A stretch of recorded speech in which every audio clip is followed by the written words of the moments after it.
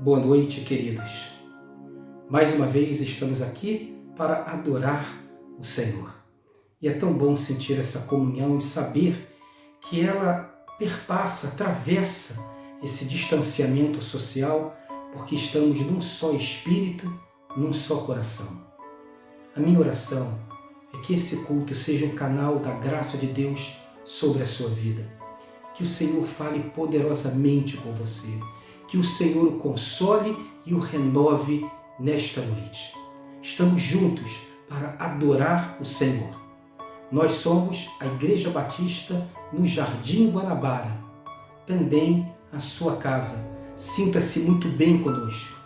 E eu quero convidar todos agora a adorarmos o Senhor. Começarmos esse culto abrindo nosso peito e louvando nosso Deus junto com o ministério de louvor de nossa igreja. Que Deus te abençoe.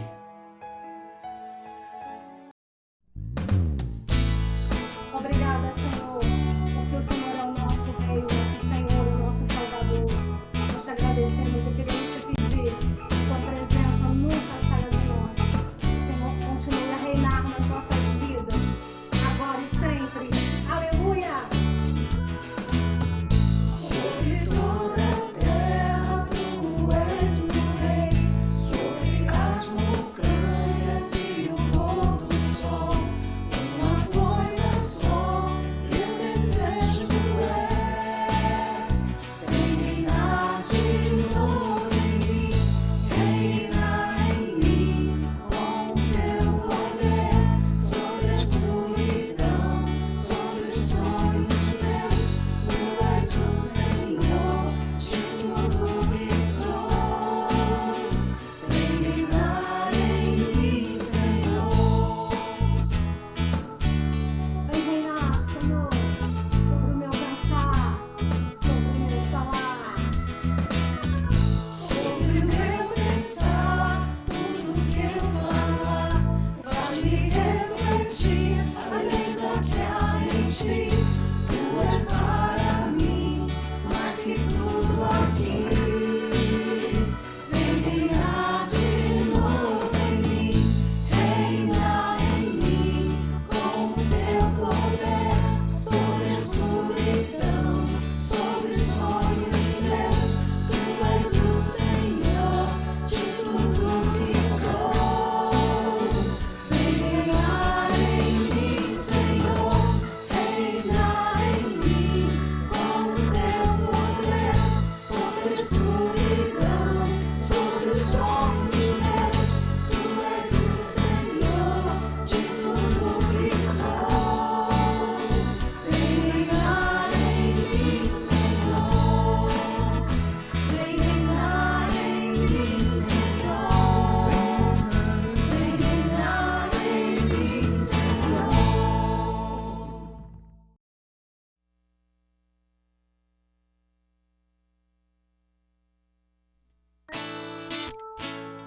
Estamos distantes uns dos outros, mas como igreja estamos juntos em adoração ao Senhor. Os reinos se abalam, os povos se curvam, as bocas se abrem, as mãos se levantam para dizer que tu és o Rei, para dizer que tu és o Senhor. Os reinos se abalam, os povos se curvam, as bocas se abrem, as mãos se levantam para dizer que tu és o Rei, para dizer que tu és o Senhor. Teu reino é sempre eterno, firmado em misericórdia, justiça e igualdade, bondade e fidelidade. A tua igreja te adora, a tua igreja te adora. Teu reino é sempre eterno, firmado em misericórdia, justiça e igualdade, bondade e fidelidade. A tua igreja te adora. te adora. Ouve o Senhor. Os reinos se abalam, os povos se curvam, as bocas se abrem, as mãos se levantam para dizer que tu és o Rei, para dizer que tu és o Senhor. Os reinos se abalam, os povos se curvam, as bocas se abrem, as mãos se levantam para dizer que tu és o Rei, para dizer que tu és o Senhor, para dizer que tu és o Rei, para dizer que tu és o Senhor. Teu reino é sempre eterno, de modo de misericórdia, justiça e igualdade, bondade e fidelidade, a tua igreja te adora, a tua igreja te adora. Teu reino é sempre eterno, de modo de misericórdia, justiça e igualdade, bondade e fidelidade, a tua igreja te adora, a tua igreja te adora.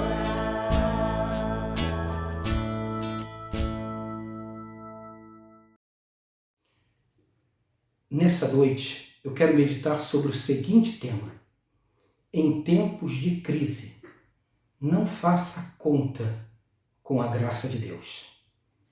Mateus capítulo 20 diz assim: pois o reino dos céus é como um proprietário, como um pai de família, como um dono de uma propriedade, que saiu de manhã cedo para contratar trabalhadores para a sua vinha.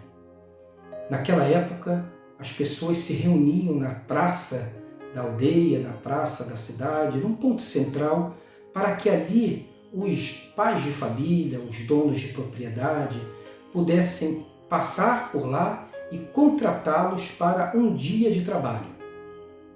Ele combinou pagar-lhes 1 denário pelo dia e mandou-os para a sua vinha.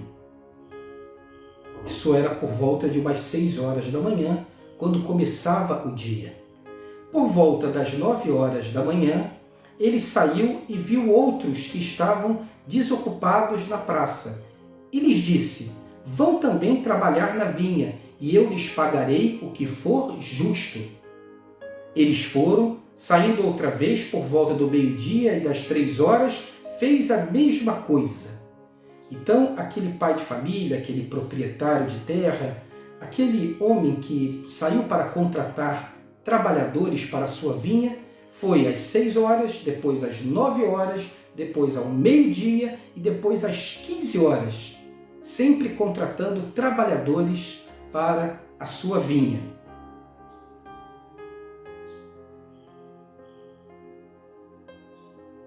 Versículo 6. Saindo por volta das 5 horas da tarde, ou seja, faltando 1 hora para o dia finalizar. O dia finalizava, o dia de trabalho finalizava às 18 horas. Faltando 1 hora às 5 horas da tarde, encontrou ainda outros que estavam desocupados e lhes perguntou: por que vocês estiveram aqui desocupados o dia todo? Porque ninguém nos contratou, responderam eles. Ele lhes disse: vão vocês também trabalhar na vinha. Ao cair da tarde, o dono da vinha disse ao seu administrador: chame os trabalhadores e pague-lhes o salário, começando com os últimos contratados e terminando com os primeiros. Vieram os trabalhadores contratados por volta das 5 horas da tarde, os últimos contratados que trabalharam menos de 1 hora. E cada um recebeu 1 denário. Quando vieram os que tinham sido contratados primeiro esperavam receber mais, mas cada um deles também recebeu 1 denário. Não foi isso que foi acertado lá no início? Que eles receberiam 1 denário, ou seja, o pagamento romano na época para um dia de trabalho de um trabalhador comum que iria colher na vinha? Não foi isso acertado? Então, quando os primeiros a serem contratados, os que foram contratados às 6 horas da manhã, chegaram para receberam aquilo que tinha sido acordado, 1 denário. Mas eles já sabiam que os últimos contratados, aqueles que foram contratados às 5 horas da tarde, eles tinham recebido 1 denário. Então a expectativa deles era qual? Ora, se os últimos receberam 1 denário, nós estamos aqui desde 6 horas da manhã, vamos receber muito mais. Quando receberam, versículo 11, começaram a se queixar do proprietário da vinha, dizendo-lhe: estes homens contratados por último trabalharam apenas 1 hora, e o Senhor os igualou a nós, que suportamos o peso do trabalho e o calor do dia. Mas ele respondeu a um deles: amigo, não estou sendo injusto com você. Você não concordou em trabalhar por 1 denário? Receba o que é seu e vá. Eu quero dar ao que foi contratado por último o mesmo que lhe dei. Não tenho o direito de fazer o que quero com o meu dinheiro? Ou você está com inveja porque sou generoso? Assim, os últimos serão primeiros e os primeiros serão últimos. Esse texto maravilhoso quer nos ensinar sobre a graça de Deus. E mais do que isso, nos ensinar que temos que ser cooperadores de Deus nessa graça. Ou seja, sermos agentes dessa graça de Deus através das nossas vidas. E nesse momento de crise, principalmente, não fazer conta com a graça de Deus. Aquele proprietário, aquele pai de família, aquele dono de uma propriedade, ele estava ali metaforicamente representando Deus. O Deus que abençoa tanto aqueles que são contratados às 6 horas da manhã, quanto aqueles que foram contratados por último. Um Deus que tem a liberdade e a graça, que é gracioso para dar tanto ao último aquilo que ele deu para o primeiro. Ou seja, abençoar com as suas bênçãos segundo a sua vontade, porque ele é o dono de tudo. Há também o alerta para que aquelas pessoas não ficassem invejosas, fazendo a conta, dizendo: como ele pôde pagar o mesmo que pagou para mim, se aquele homem só trabalhou 1 hora? Eu trabalhei o dia inteiro, eu estou suando aqui o dia inteiro.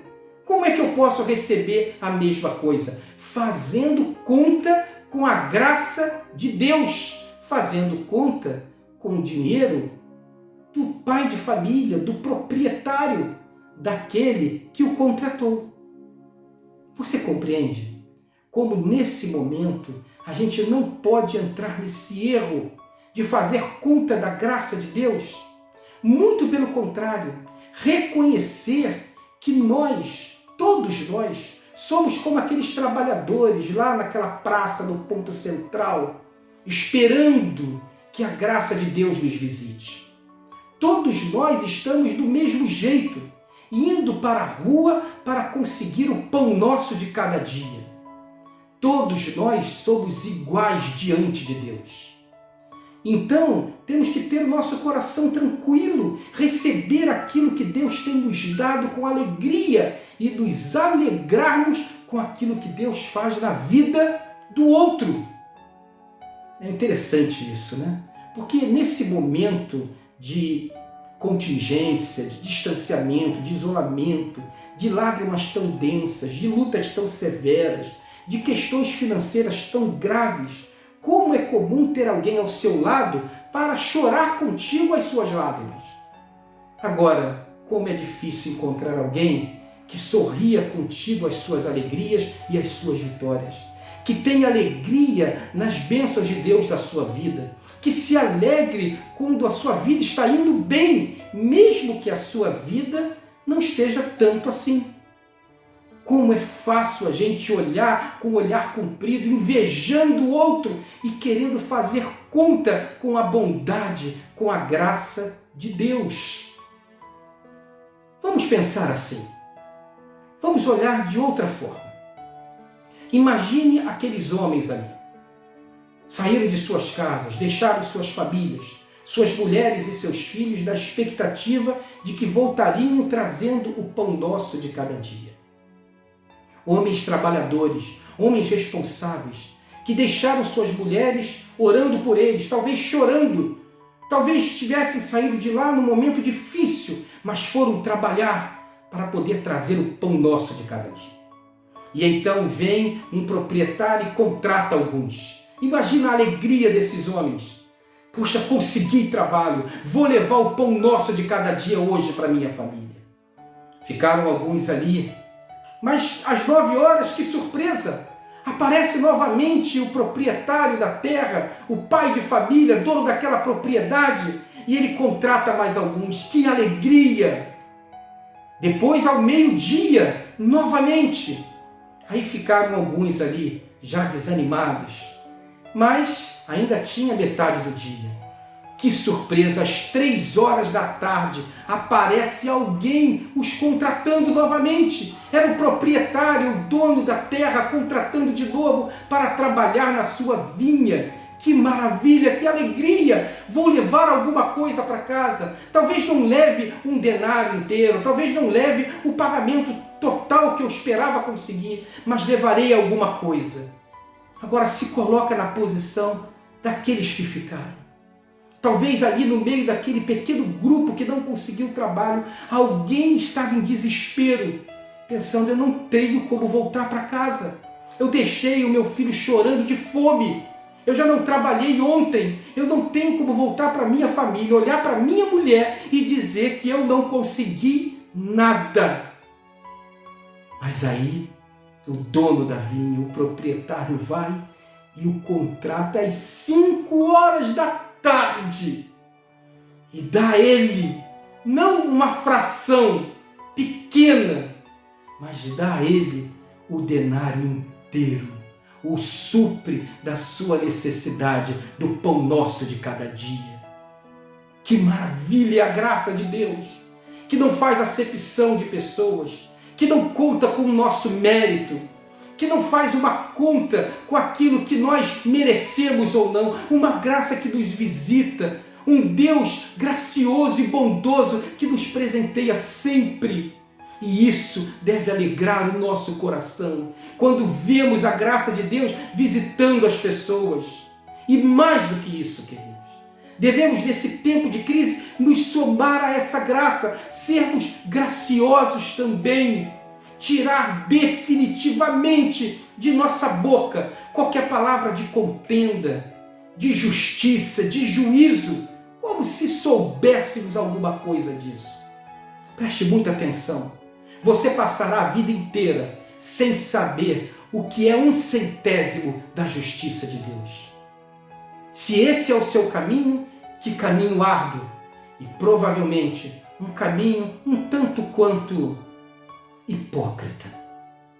Mas, se você quiser conhecer a Deus pela sua graça, se você quiser viver experiências com Deus pela sua graça, se você quiser a graça de Deus transbordando na sua vida, por você, em você e através de você, se você quiser ser esse canal dessa graça, dessa bondade, dessa misericórdia, você terá experiências maravilhosas com um Deus resgatador, bondoso, gracioso, cheio de amor e de fidelidade para com todos.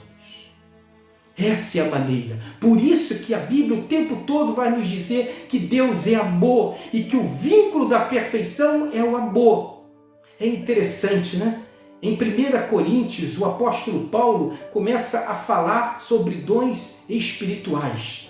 E ele vai falando sobre os dons espirituais, e ali tem o capítulo 12. Mas quando ele abre o capítulo 13 de 1 Coríntios, ele fala assim: deixa eu lhe mostrar um caminho ainda melhor, um caminho superior, um caminho de excelência, um caminho de profundidade, para você conhecer de verdade Deus. E aí ele vem dizendo: ainda que eu fale a língua dos homens e dos anjos e não tiver amor, serei como um sino. E ainda que eu saiba todas as coisas e tenha toda a fé, mas se não tenho amor, eu não tenho nada. E ainda que eu dê o meu corpo para ser queimado pelos pobres, se não tenho amor, nada disso me valerá. O amor jamais acaba. Queridos, nesse momento, se some a Deus com palavras de graça, de misericórdia, de bondade. Não faça conta com a graça de Deus. Não seja como aquele trabalhador tolo que se deixou tomar pela inveja, que olhou com o olho comprido aquilo que Deus estava fazendo pelo outro, que o proprietário estava fazendo pelo outro. Não se deixe dominar por esses sentimentos horrorosos. Deixe a justiça de Deus com Deus. Deixe a mão pesada de Deus com Deus. Não seja um arauto, um verdugo da condenação de Deus. Não foi para isso que Deus nos chamou. O apóstolo Paulo vai dizer que nós somos ministros da reconciliação, somos embaixadores de Cristo para pregar o amor de Deus. E até quando falamos de uma responsabilidade, de um arrependimento necessário, da confissão de pecados, falamos isso com os olhos cheios de generosidade e as palavras banhadas de graça e amor. Que não façamos conta da graça de Deus, muito pelo contrário, sejamos cooperadores dele. Sabe, queridos, pense o quanto pessoas valiosas têm se sacrificado nesse momento pelo nosso bem. Coloque-se no lugar daqueles anjos de branco e azul que estão arriscando a sua vida, alguns sem ver a sua família há semanas, outros voltando para casa e colocando em risco sua própria família para nos servir, nos abençoar. É hora de nós como igreja, nós como filhos de Deus, de levarmos ao mundo uma palavra de amor, de graça e de misericórdia, sermos o arauto das bênçãos de Deus e não fazermos conta com a sua graça, mas antes enchermos o nosso coração de alegria quando vemos pessoas abençoadas, agraciadas, prósperas, vivendo superação, nos alegrar com os que se alegram, sorrir com eles, sermos abençoados com as bênçãos que têm caído sobre eles, nos colocarmos como cooperadores de Deus na sua graça. Amém? Ore comigo. Que o amor de Deus, a graça redentora do Senhor Jesus Cristo e as consolações do Espírito Santo tomem conta de nossa vida, inundem o nosso coração e a nossa mente, nos façam portadores dessa graça maravilhosa, essa graça que visita todo ato de bondade, que está presente nos hospitais, na vida desses anjos de azul e branco, na vida de muita gente brava e bonita que tem trabalhado para o bem. Ó Senhor, fortalece o nosso coração com a Tua graça. Derrama a Tua graça na nossa cidade, Pai, no nosso país e no mundo. Amém. Uma noite cheia da graça de Deus na sua vida. Que o Senhor te abençoe. Um beijo no coração. Tchau, tchau.